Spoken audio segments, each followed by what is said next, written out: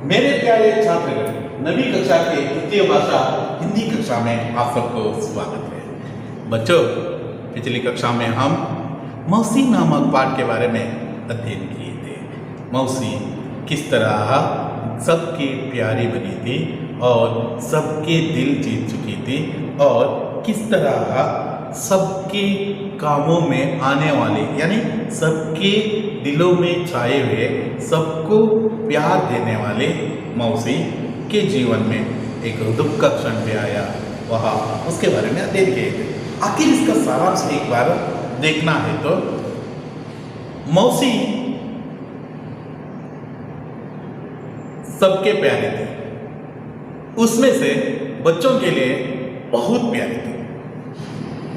जैसे ही वह फाटक पर पहुंचती है, बच्चे सभी दौड़ते हुए वहां से आकर मौसी के कंधों पर अपने बस्ता यानी स्कूल बैग डाल देते थे।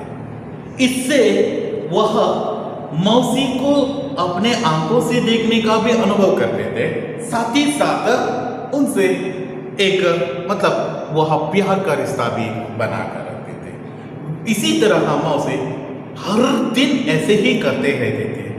दोपहर ढलने के बाद में और दोपहर के क्लास खत्म होने के बाद में शाम को स्कूल छोड़ते ही समय जैसे बच्चे खेलने के लिए नीम के पेड़ के नीचे आ जाते थे, उस वक्त मौसी भी वहाँ उपस्थित होते थे। बच्चों के साथ खेलती थी, नाचती थी, गाना गाती थी, कहानियाँ सुनाती थी, चुटकुले सुनाते थे, बहुत कुछ। इसके अलावा अपने जो पल्लू में कुछ न कुछ लाती थी, कुछ दाल वहाँ यहाँ सबको एक एक करके बांटते थे।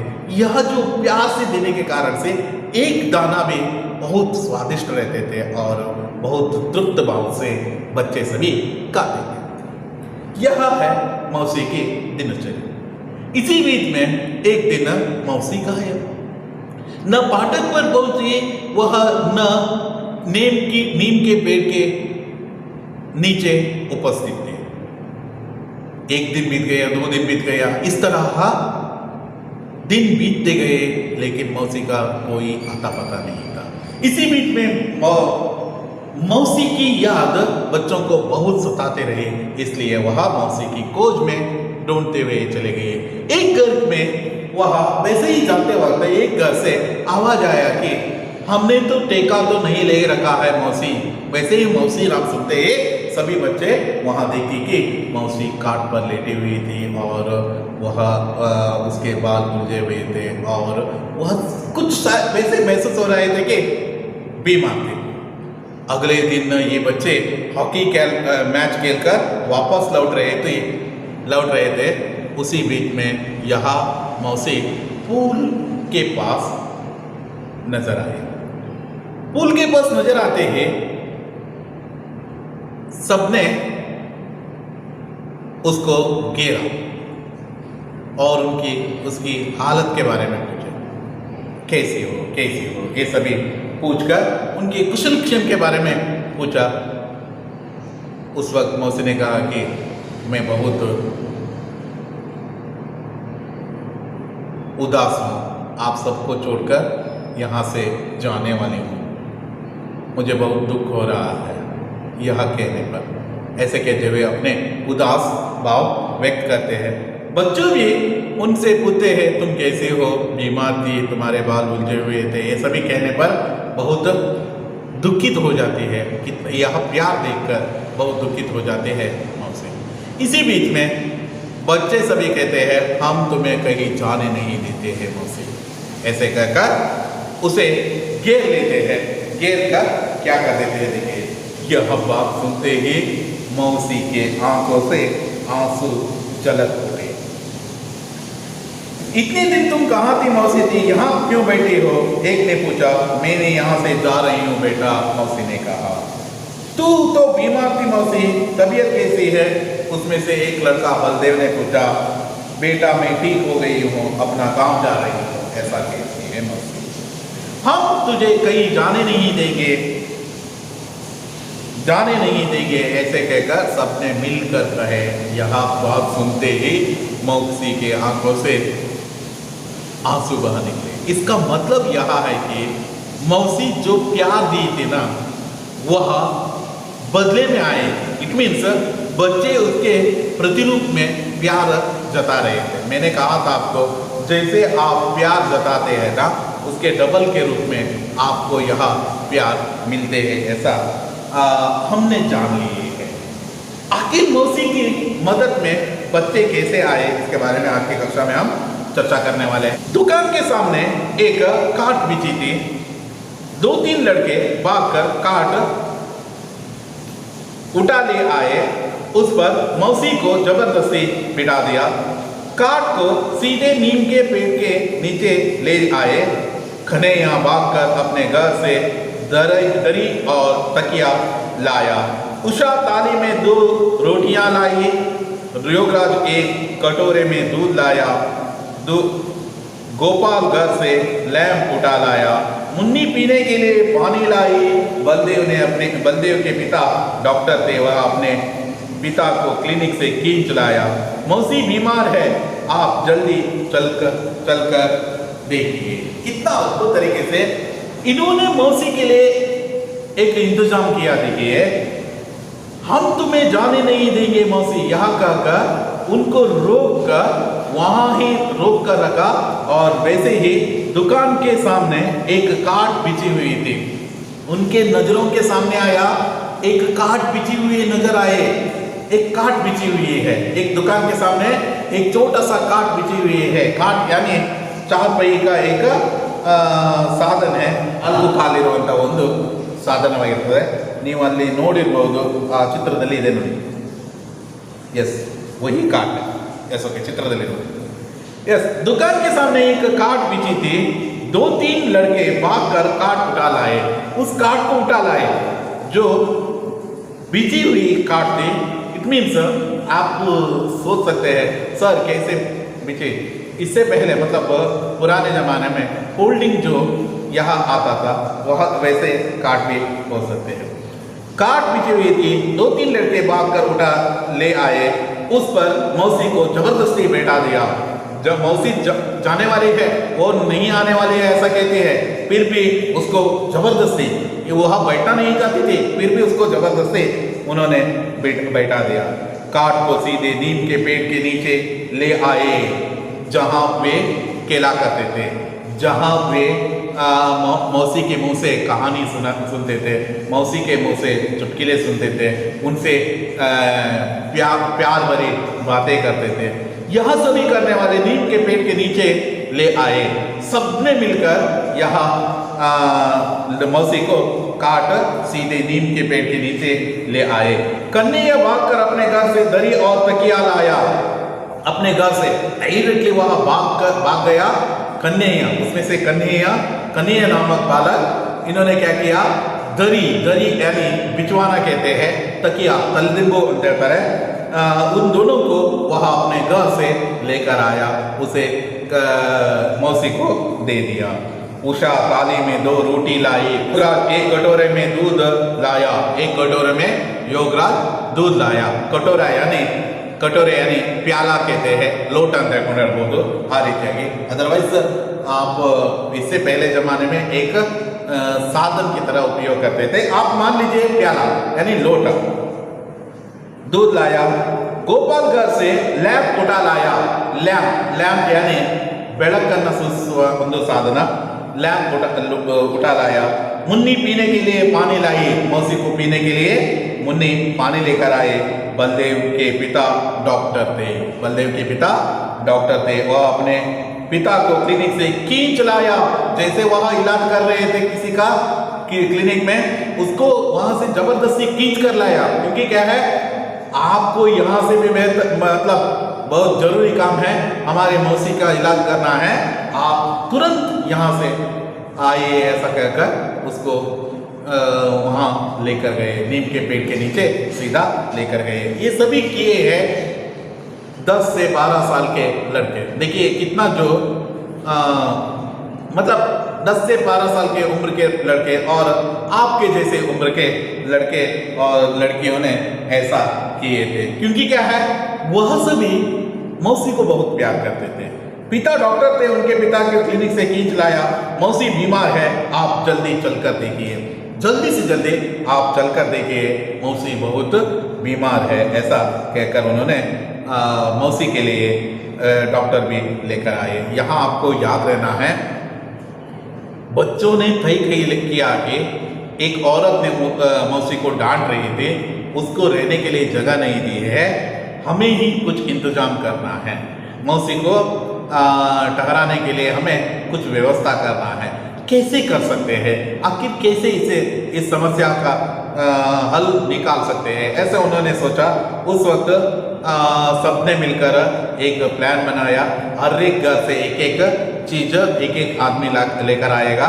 कन्हैया दरिया और तकिया लाया, उषा रोटी लाई, योगराज दूध लाया, गोपाल लैंप लाया, मुन्नी पानी लाई, बलदेव अपने पिताजी को लेकर आकर मौसी की जो इलाज की। कारण क्या है, मौसी बहुत बीमार थी और उसके बाल उलझे हुए थे और उसका चेहरा सूखा हुआ था और बहुत उसके चेहरे से ही पता चलता था कि मौसी को कुछ बीमारी आ गई है। ऐसा सोचकर उन्होंने मौसी की बीमारी को दूर करने के लिए अपने पिता को क्लिनिक से खींच लाया और इस तरह सबने साथ मिलकर मौसी की सेवा की। अब यह समस्या है, किसके घर में रखना है मौसी को, किसके घर में रखना है मौसी को कहाँ रखना है, किसके घर में रखना है, यह एक समस्या के रूप में उन बच्चों के सामने आया। उसके लिए भी उन्होंने एक योजना बनाए। क्या बनाते हैं देखिए, बच्चे सोचने लगे कि मौसी को कहाँ ठहराए जाए, आखिर हमें कहाँ ठहराना है। यदि एक के घर में रखे तो क्या होता है, समस्या उद्भव होता है। इसलिए हमें एक ऐसा जो आलोचना करना है, सबको बांटकर मौसी की सेवा करने की योजना बनाना है। मौसी को कहाँ ठहराया जाए, उन्होंने निर्णय लिया कि वे बारी बारी से उसे अपने घर में रखेंगे, बारी बारी से अपने घर में रखेंगे। वेरी इंपॉर्टेंट जो यहाँ निर्णय है, माता पिता से पूछे भी नहीं, इन्होंने निर्णय कर लिया, क्योंकि यह चाहते थे कि मौसी को यहाँ से जाने नहीं देना है। बारी बारी से उसे अपने घर में रखेंगे, एक एक जो कहना मतलब 5-5 दिन, 3 दिन, ऐसे जो कहना बारी बारी से। एक दिन कन्हैया के घर में रहे तो दूसरा दिन मतलब 3 दिन के बाद में उषा के घर में, वो 3 दिन के बाद में योगराज के घर में, 3 दिन के बाद में गोपाल के घर में, 3 दिन के बाद में मुन्नी के घर में, 3 दिन के बाद में बलदेव के घर में। इस तरह उन्होंने बारी बारी से अपने घर में रखने का निर्णय रखेंगे। बाद में उन्होंने हेडमास्टर जी से विनती की कि मौसी को स्कूल में काम दिया जाए। कितना जो अच्छे बच्चे हैं देखिए, यह अपने आप निर्णय कर लिया कि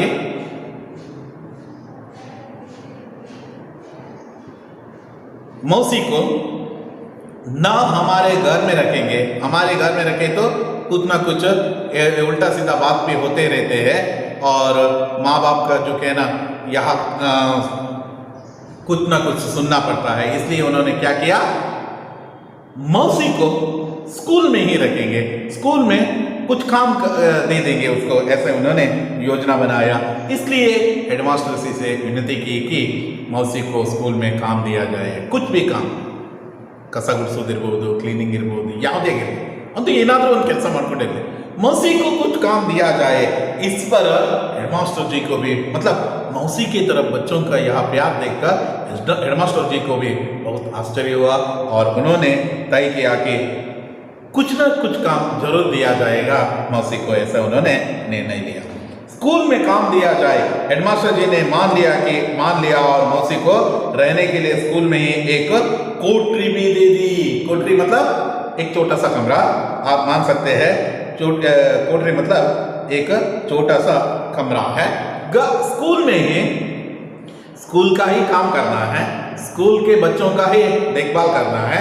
स्कूल जब तक खुले रहते हैं वहाँ ही काम करते रहना है और जब स्कूल बंद हो जाते हैं वहाँ ही एक कमरे दे दिया, उस कमरे में उसको रहने के लिए भी जगह दे दिया और इस तरह मौसी को, इससे पहले वहाँ किसी और के घर में रहते वक्त दोपहर को आते हैं उस वक्त देखते थे, लेकिन अब तो वह स्कूल में ही हैं, हर एक वक्त यहाँ उनको देख सकते थे, बहुत प्यार बांट सकते थे। यहाँ उन्होंने बहुत खुशी महसूस की हेडमास्टर के यहाँ निर्णय से। हेडमास्टर जी ने मान लिया और मौसी को रहने के लिए स्कूल में एक कोठरी भी दे दी, काम भी दिया और एक कमरा भी दिया वहाँ ही। मौसी फिर से स्कूल के आंगन में आने लगी, फिर से स्कूल के आंगन में आने लगी। आंगन में आकर वहाँ बच्चों के साथ खेलना और बच्चों का बस्ता उठाना, स्कूल बैग उठाना, ये सभी काम करने लगे। बच्चे उसे घेरे रहते थे और उन्हें कहानियाँ सुनाती। ऐसो के बच्चे अब तो इनके पास ही रहते थे और इनके साथ ही रहने के कारण से उनसे कहानियाँ भी सुनने के लिए प्रारंभ कर दिया। कभी कभी लाठी टेकते हुए मोहल्ले का चक्कर भी काटती थी। लाठी टेकते हुए, टेकते मतलब लाठी की मदद से, सहारा से यानी सहायता से, लाठी की मदद से लाठी टेकते हुए, लाठी अन्ना इड़ता बरोबरू, यानी लाठी की मदद से वह मोहल्ले के चक्कर भी काटती थी, एक राउंड काट कर आती थी, मतलब एक तरह से घूम कर आती थी। सभी घरों में झांक कर उनकी कुशल क्षेम पूछती थी। कितना विशाल हृदय देखिए मौसी की। मौसी सभी घर में झांकती थी, मतलब जाती थी और उनकी कुशल क्षेम पूछती थी, कैसे हो बच्चे, कैसे है, कुछ भी समस्या है तो मुझे कह दो, ऐसा कहकर वह मतलब मदद करने की जो वह भावना कहती थी। सांझ डले अपने कटोरी में सांझ डले अपने कोठरी में चली जाती और चैन से सांस लेती थी। सांझ डलते यानी संजय आगुतले अपने कोठरी में जाकर निश्चिंतता से सो जाती थी और अपना काम मतलब खाना ये सभी करके सो जाती थी। इस तरह बच्चों के प्रेम और स्नेह के भाव से मौसी का जीवन में खुशी का दिन लौट आया। इस तरह मौसी के जीवन में एक खुशी का दिन लौट आया, ऐसा इस पाठ में हम जान सकते हैं। बच्चों, यह अत्यंत महत्वपूर्ण है क्योंकि मौसी के जीवन में किस तरह खुशी का दिन लौट आया, किस तरह मौसी अपने आप खुशी का जो महसूस किया और मौसी का जो जीवन की इस सुंदर क्षणों के बारे में हम अध्ययन किए हैं और इसका इस तरह मौसी बच्चों के साथ भी रही और उनके प्रेम भी जीती और प्यार भी करने लगी और उनके हृदय में बच्चों के लिए बहुत सारे प्यार और ढेर सारा प्यार वैसे ही जागृत रहे। इस तरह हम यह पाठ यहाँ समाप्त किए हैं और अब हम लेखिका परिचय तथा श्रद्धा, एक वाक्य में उत्तर लिखिए और प्रश्नोत्तर के बारे में चर्चा करने वाले हैं। लेखिका परिचय भीष्म साहनी। भीष्म साहनी सन 1915 अगस्त 7 को रावलपिंडी में भीष्म साहनी जी का जन्म हुआ। MA PhD तक उन्होंने शिक्षा पाई है। साहनी जी हिंदी, अंग्रेजी, संस्कृत, रूसी, पंजाबी आदि भाषाओं में के ज्ञात हैं। इन भाषाओं के उनके अनेक रचनाएं प्रकट हुए हैं। विशेषकर आम आदमी का जीवन उनकी रचनाओं के अंकित हुआ है। जरों के कड़ियाँ, तमस, बसंती आदि उनकी उपन्यास है। भाग्य रेखा, भटकती राख, वांछू, शोभा यात्रा आदि कहानी संग्रह है। भीष्म साहनी जी ने जीवनियाँ भी लिखे हैं तथा भाई बलराज अपनी बात, कबीर बड़ा बाजार में, माधवी, मुआवजे आदि नाटक हैं। साहनी जी शिरोमणि पुरस्कार, साहित्य अकादमी पुरस्कार, सोवियत लैंड नेहरू पुरस्कार इत्यादि से शोभित है। इस तरह हम लेखिका परिचय भीष्म साहनी जी के परिचय देखे हैं। भीष्म साहनी जी को झांसी रानी लक्ष्मीबाई के बारे में इन्होंने अद्भुत तरीके से लिखे हैं। उनकी जो वह पद्य सर्वश्रेष्ठ जो कविताओं में एक माने जाते हैं, यह कहते हुए भीष्म साहनी जी का लेखिका परिचय यहाँ ही समाप्त कर देते हैं। अब हम शब्दार्थों के बारे में चर्चा करना है, तो शब्दार्थ देखिए, वह मौसी माता की बहन, उम्र वय आयु, साथ देना सहायता करना, फाटक मुख्य द्वार मेन गेट, मेन डोर कहते हैं ना वैसे, कंधा भुजा, बस्ता तैला, तैला यानी स्कूल बैग, मोहल्ला शहर या कस्बे का एक बाग है, मोहल्ला शहर या कस्बे का एक बाग है, घेरना किसी को चारों ओर से बांधना, ಸುತ್ತುವರಿಯುವುದು ಕುತ್ಕೊಳ್ಳುವುದು ಆ ರೀತಿ, दोपहर मध्याह्न, डलना बीतना यानी कಳೆಯುವುದು, नीम का पेड़ ಬೇವಿನ ಮರ, तले नीचे, चुटकुला मजेदार बात,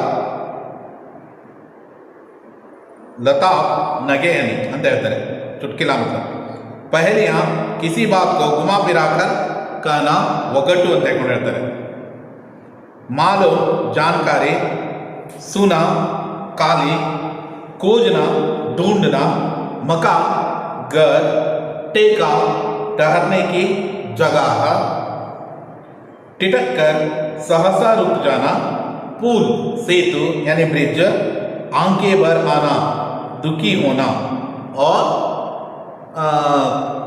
दुखी होना यहाँ दिया है, आंखें भर आना मतलब ಖುಷಿಯಿಂದ ಕಣ್ಣೀರು ಬರುವುದು ಆ ರೀತಿಯಾಗಿ, बीमार रोगी, तबीयत स्वास्थ्य, काट चारपाई, दरी बिछवाना, कटोरा प्याला, विनती प्रार्थना, कोठरी छोटा कमरा, चक्कर काटना, घूमना, यह शब्दार्थ है।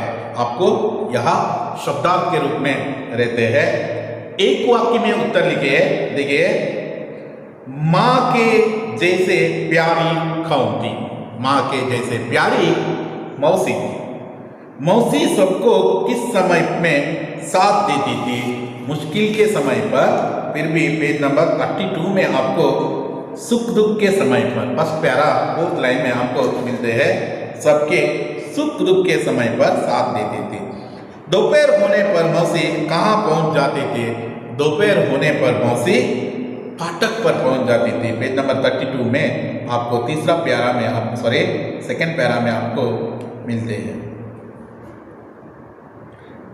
तीसरा प्यारा में आपको मिलते हैं।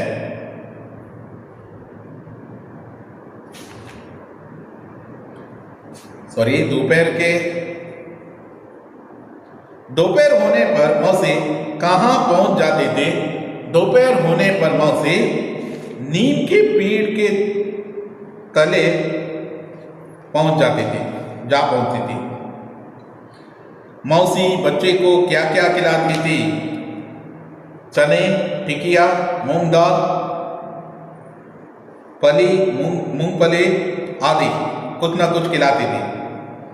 मौसी के बिना सारा मोहल्ला कैसा लगता था, सूना सूना लगता था। लड़के भाग कर क्या उठा लाए, लड़के भाग कर एक काट उठा लाए।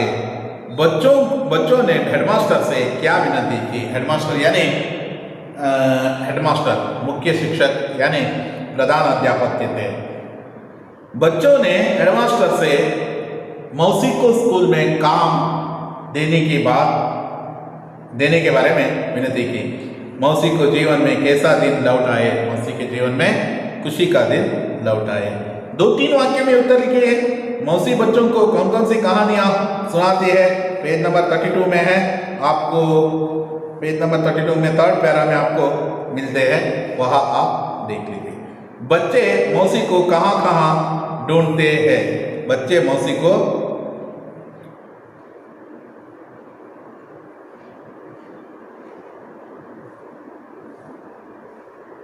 पेज नंबर 33 पेज नंबर में है, सेकंड पैरा में है, आप देख लीजिए।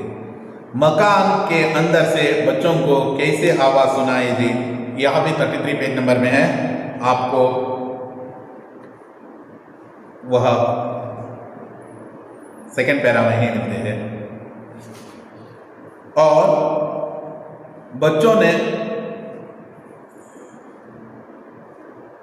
को क्यों गुस्सा आया, क्योंकि पेज नंबर 33 में ही है, उसकी जो हालत देखते हुए उसको वहाँ से निकलने के लिए कहा तो बच्चों को वह गुस्सा आए, क्योंकि बहुत प्यार करने वालों को कोई भी डांटते हैं तो बहुत गुस्सा आ जाते हैं।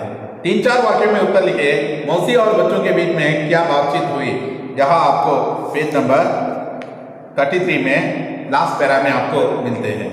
बच्चों ने मिलकर मौसी की सेवा किस प्रकार की, पेज नंबर 34 में फर्स्ट पैरा में आपको मिलते हैं। क्या क्या ला कर दिया, ये सभी लिखना है। मौसी के खुशी का जीवन का वर्णन कीजिए, यहाँ आपको 34 पेज नंबर में लास्ट में आपको मतलब लास्ट पैरा में आपको मिलते हैं। यहाँ सभी आपको पीडीएफ के जरिए अब तक पहुंचने वाले हैं। फिर भी एक बात मैंने कहा, रिश्ता जानिए और लिखिए।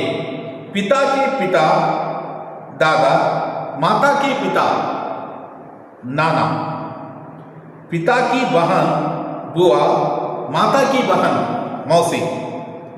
आप अंग्रेजी में तो आंटी आंटी कहते हैं, लेकिन हिंदी में उसका डिफरेंट अर्थ है। पिता की बहन बुआ, माँ की बहन मौसी। पति और पत्नी के पिता ससुर, पति और पत्नी की माता सास, बेटी की पत्नी बहू, बेटी की पति दामाद आपको लिखना है। देखिए नमूने के अनुसार क्या क्या लिखना है, देखिए नमूने के अनुसार ही लिखना है आपको।